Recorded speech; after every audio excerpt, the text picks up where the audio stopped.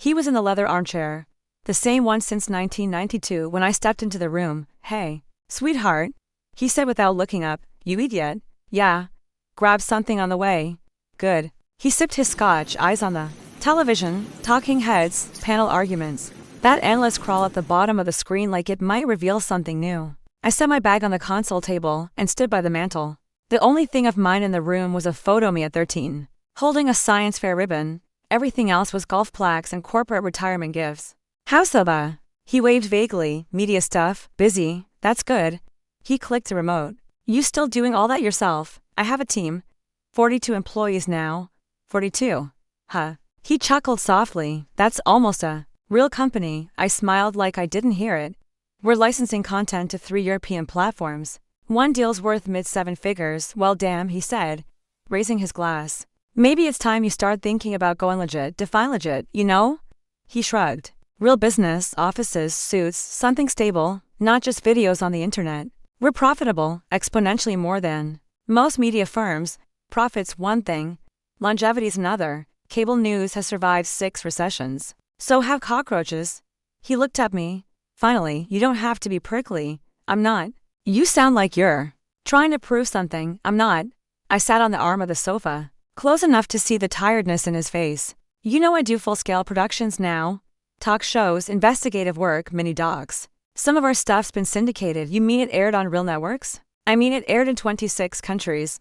He raised an eyebrow, impressed. For half a second, then hid it behind another sip. "Well, you've always had energy. Drive, that entrepreneur fire. You always wanted to build something." "I did build something." Sure. He nodded, "Just saying it's still early. If it doesn't work out, there's always time to pivot." I stared at the screen. A panel was arguing about economic forecasts. The Chiron said, breaking, "Nothing. You don't watch any of my shows, do you?" He didn't answer. "You know what we cover?"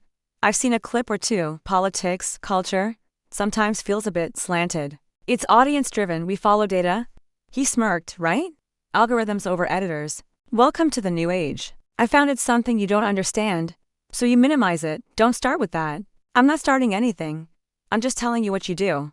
He set his glass down. "You came here to pick a fight." "No," I said calmly. "I came to see if you still thought what I do is a hobby. It's just when I was your age, careers looked different.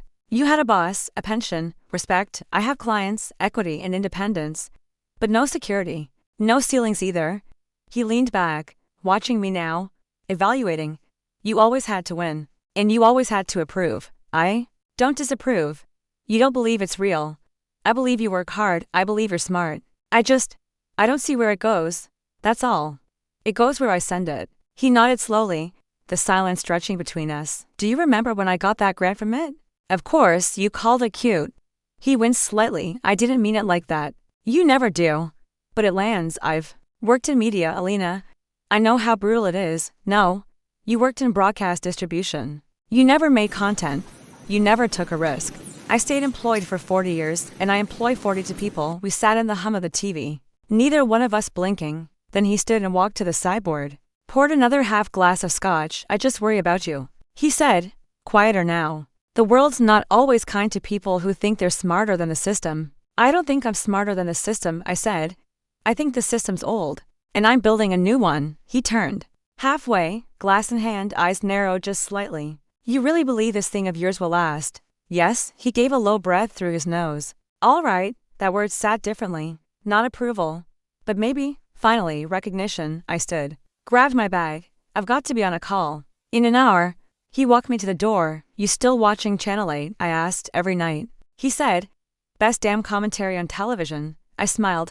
"What?" "Nothing," I said, stepping out. "You'll see." The table was set like always, linen napkins, polished silver, the old candelabra burning low in the center, my mother's roast chicken, 3 kinds of wine, and attention that didn't have a name but lived in the pauses. "So," my father said, tipping his glass toward Ben, "you finally pulled the trigger on that boat." Ben grinned. 36-footer. Dual engine. Got a slip down near Chesapeake. "Might take her out this weekend." "Attaboy," Dad said. "That's how you celebrate a bonus." "It's a lease," I said. Ben turned. "Yeah, and nothing." I shrugged. "Just a lot of people confuse ownership with debt." Ben laughed like I'd made a joke. "Come on, Alina. Let a guy have his fun. She's just jealous." Dad added, "No room for boats in her apartment studio." "I don't shoot in my apartment." I said. Dad waved it off. I know. The hobby's expanded. It's not a hobby, I said, calm, flat. We just signed a licensing deal for European distribution. Ben reached for the wine. Cool? It's actually not cool. It's substantial. We're talking 7 territories, multi-language. That's great, sweetie, Mom said quickly. Smoothing the tablecloth, thanks. I looked at Dad, nothing. Ben leaned back. Anyway, the broker says it'll hold value for at least 5 years. I'm thinking resale by year 3. Dad nodded. Smart. Always good to have an exit. I'm not exiting, I said. He glanced over. What? I'm scaling. That's what the licensing deal's for, of course, he said. Lifting his fork. That's good. Keep growing. That tone. Not praise, not even interest. Just something to fill the air before chicken. Did you know we outperformed 3 regional networks this quarter? I didn't, he said, already chewing. That's impressive. It's public data, I said. I don't follow online stats. You follow Ben's credit score, all right, Mom said gently. Let's not. I'm not starting anything, I said, just pointing out that leasing a boat gets a toast. And international revenue growth gets a shrug. Ben cut into his thigh. Jesus, Alina.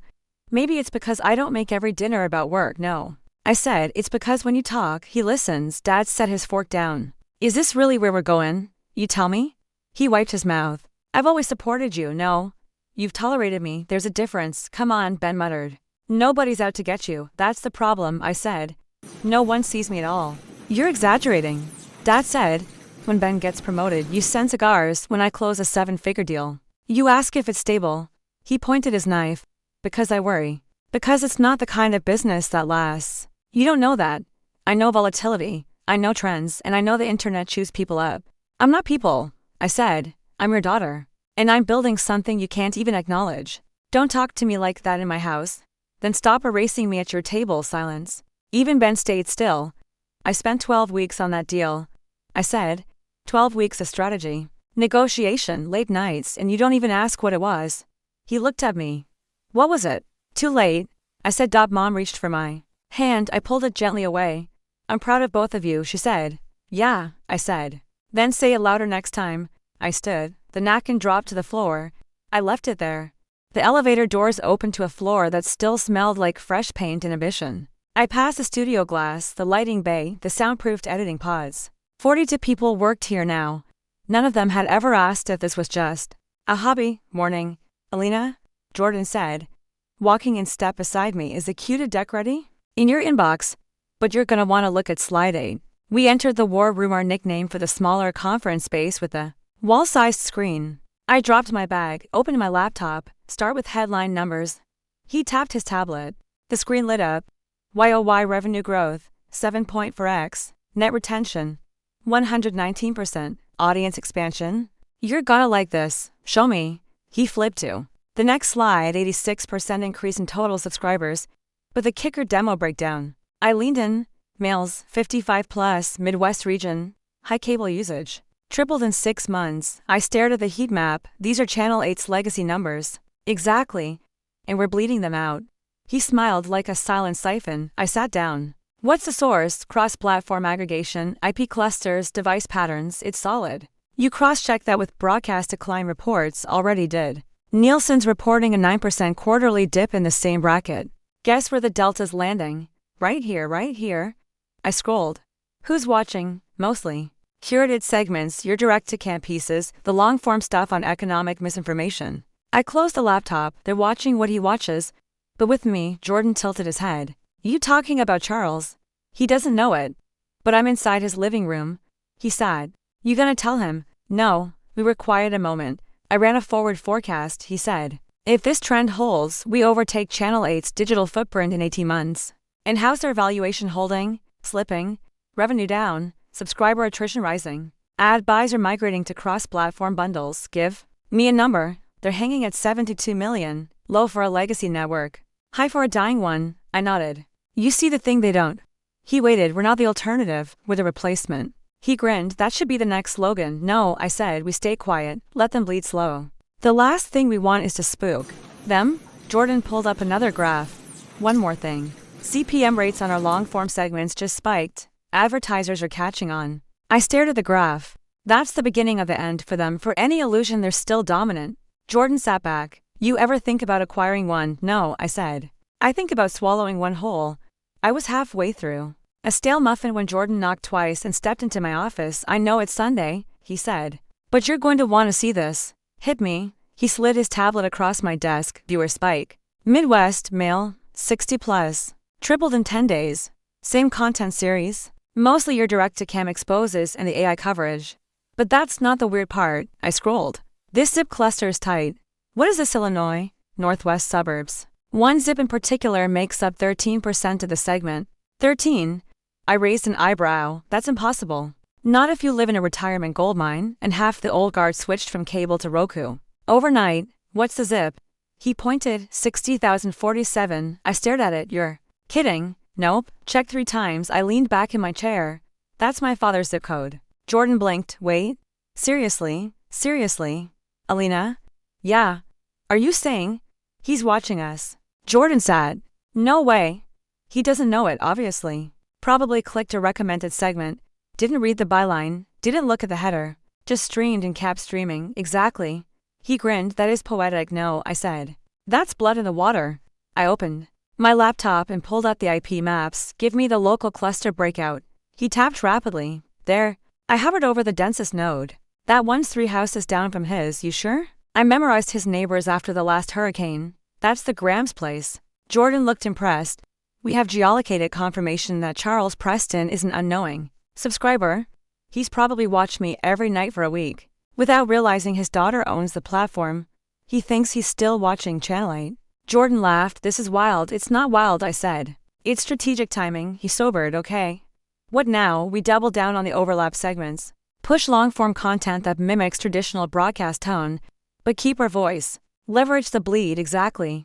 And I want new creative tailored for viewers like him. Think retired execs, conservative bent, just enough friction to pull them into the shift. I'll get creative working on personas. I closed the laptop. Don't tell anyone what we found. Even the team. Especially not the team. Jordan stood. You planning something, always. Tessa slid the folder across the marble table without making a sound. That's the offer. Greg Halpern didn't touch it. He adjusted his cufflinks, glanced at the window, and then at me. You're not with Vision Capital, he said. We represent a private media equity group. I replied. Our interests align with yours. Content distribution, rights consolidation, long-term asset rescue. Rescue, he echoed, chuckling. Is that what you think we need? I met his eyes.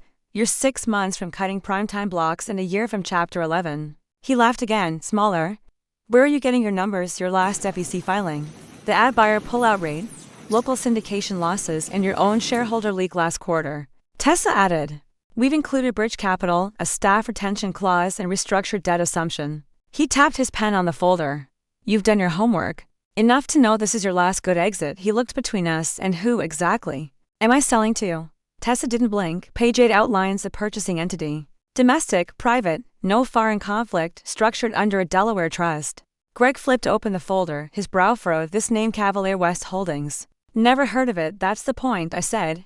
He studied me. So why does a group I've never heard of want a dying network? Because it's not dead, I said. It's exhausted, mismanaged, and undervalued, you think. You can turn it around. I know I can.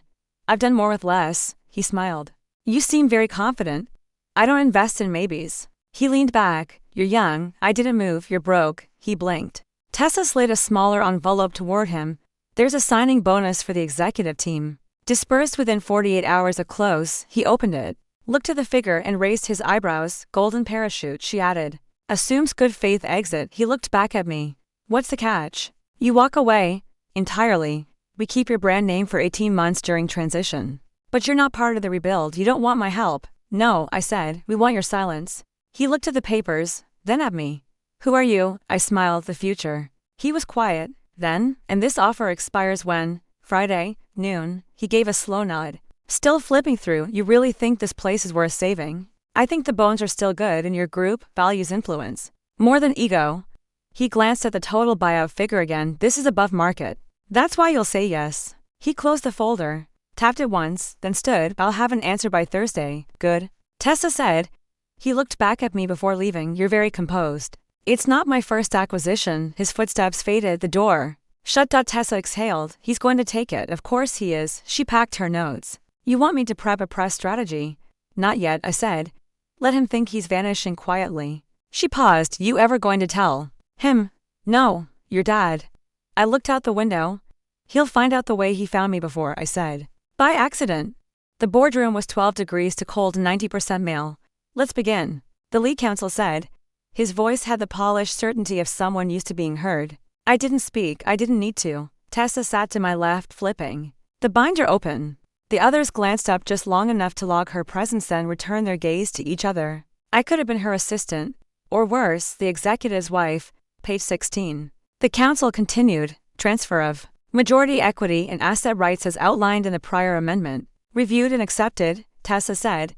Cavalier West Holdings to receive 71% stake. He confirmed, retaining minority shares with the legacy board. Pending divestiture clause enforcement.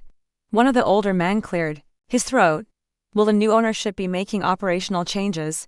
Tessa looked at me. I nodded.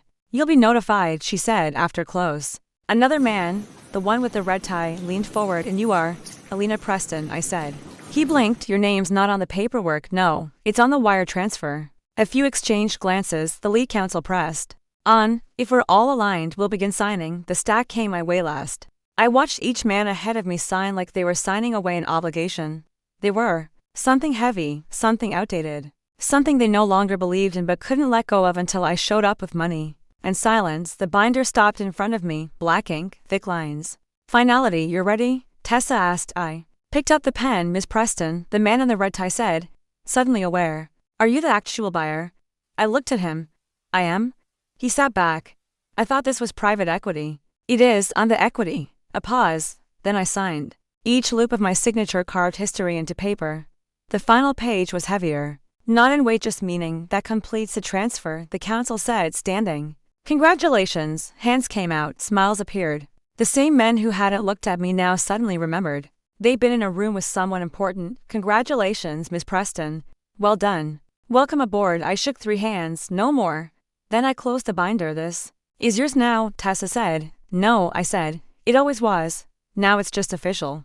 The dining room was loud with silverware, overcooked opinions, and the way people speak when they know you won't interrupt. So Ben, Uncle Ray said, mouth half full. You still thinking about that condo in Naples? 2-bedroom overlooking the marina. Ben replied, might go in on it with a buddy from the firm. If rates don't spike again. Dad nodded. Good investment. South Florida stable. It's not. I said quietly. Ben smirked. Here we go. It's not stable, I repeated. Climate risk insurance exits. Underwater mortgages. You know she reads everything like it's an op-ed.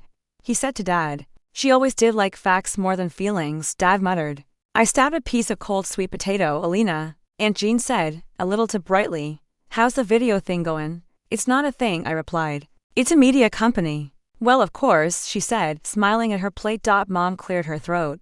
She's been doing very well. Actually, she's too modest to brag, Dad added. But she's got something. I looked up a business. That's what I said. No. You said something. He looked down at his wine. Ben leaned in. You've got what YouTube shows? Podcasts, ads and subscribers? Licensing, syndication, original content partnerships, I said. But I guess shows is easier. You always did like to overcomplicate. Dad muttered. I stood. Game time. Already? Mom asked. It's almost kickoff, I said. Might be a good distraction. The living room hummed with post-dinner laziness. Everyone migrated like it was instinct. Dad took his usual spot in the armchair. Ben and Ray on the couch, plates of pie in their laps. The TV was already tuned to Channel 8. He didn't notice the logo change. The game started, but halfway through the first quarter, the fee cut. What the hell? Dad said, sitting forward. A graphic appeared, special segment, American Voices, Media Mavericks, then my face. The room fell silent. Wait. Aunt Jean said, is that? Ray asked. Dad stared, his fork still. I was mid-sentence on the screen. Calm, composed. The interview had been taped a week earlier. They asked me about the company, the acquisitions, the future of journalism. I believe we've been underestimated, I said on screen. And that's always been our edge. Ben looked at me. You're on TV? I didn't respond. Dad said nothing. The segment ended with a graphic in white lettering, proudly owned and operated by Alina Preston. Media Group. Silence. The football game resumed. Aunt Jean coughed. Well, Mom smiled faintly. That was quite something. Ben blinked. You bought Channel 8, still. Dad said nothing. I stood. I'll help clear dessert. As I turned toward the kitchen, I caught at his hand, tightening on the armrest. A breath held and then, finally, he looked at the screen. The room emptied in stages. Mom cleared pie plates with Jean. Ray mumbled something about traffic. Ben pulled out his phone and disappeared down the hall. Dad didn't move. The TV kept playing. Commercials, a slow crawl of scores. I sat on the edge of the armchair across from him, legs crossed. Still, he didn't look at me. He didn't say anything when the segment had aired. I watched his face the moment my name appeared. Something in his jaw locked, not rage, not confusion, just stillness. Like a fuse that knew its own end. Now, he stared at the screen, his hand on the remote. I waited. He clicked the TV off, the screen went black. He stood slowly, walked toward the hallway without a word. Dad, I said.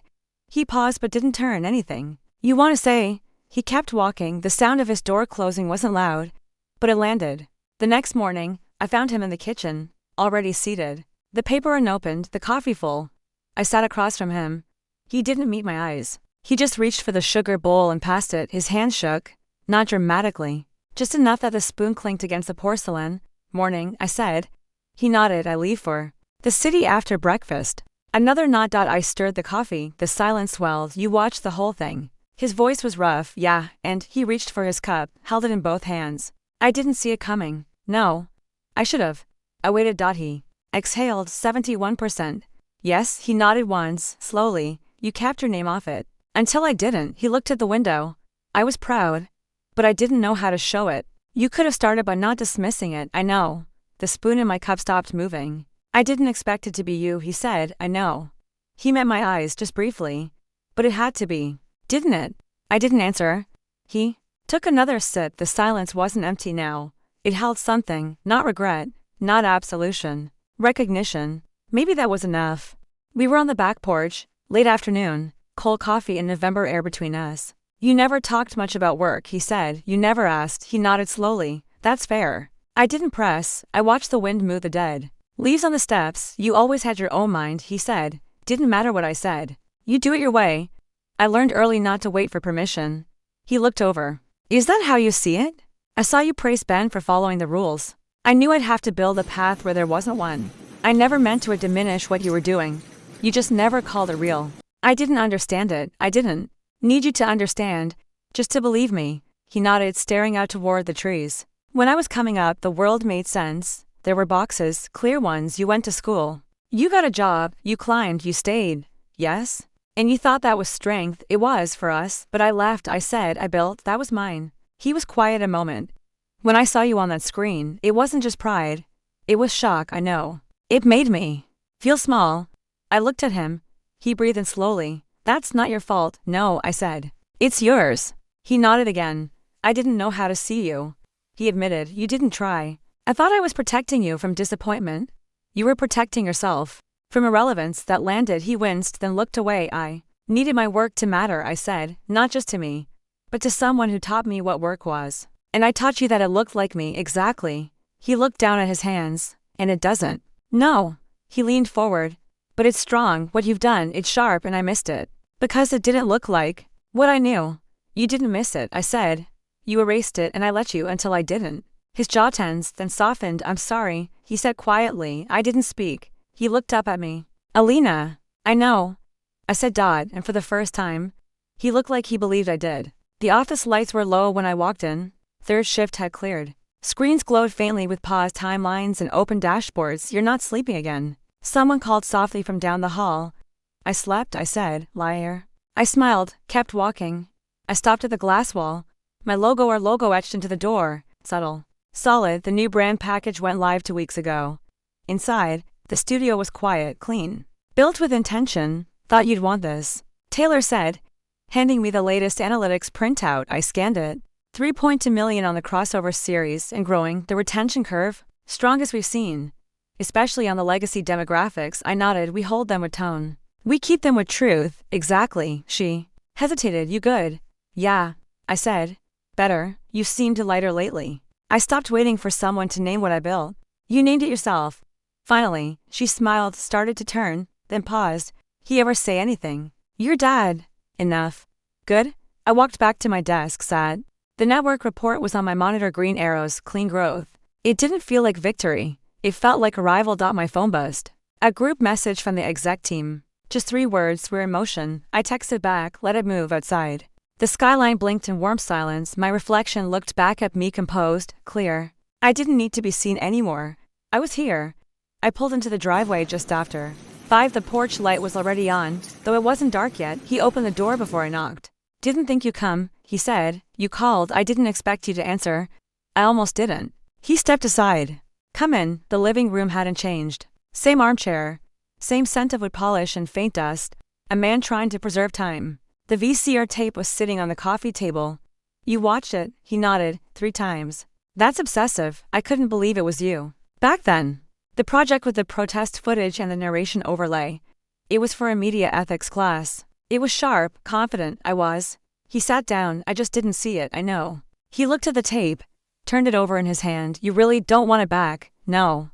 Why? I outgrew it.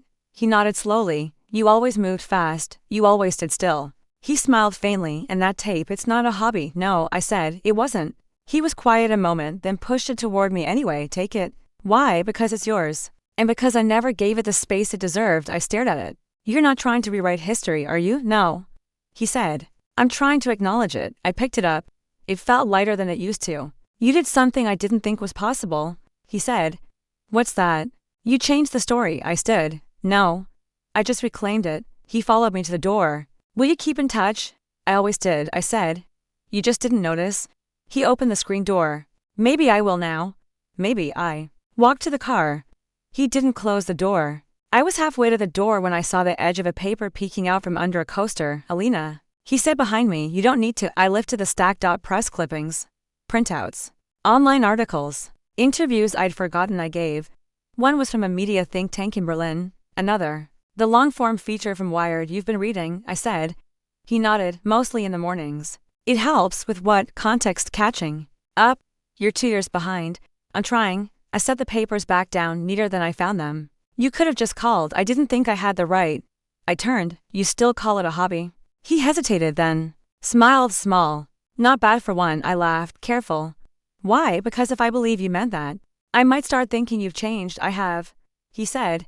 Or I'm trying. Same thing. He reached for the tape again. Tapped it once.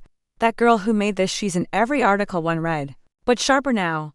She had to be. He looked up. I'm proud of you. I nodded once. I know. He didn't push it further. He didn't need to. I stepped outside. The air was clear, crisp.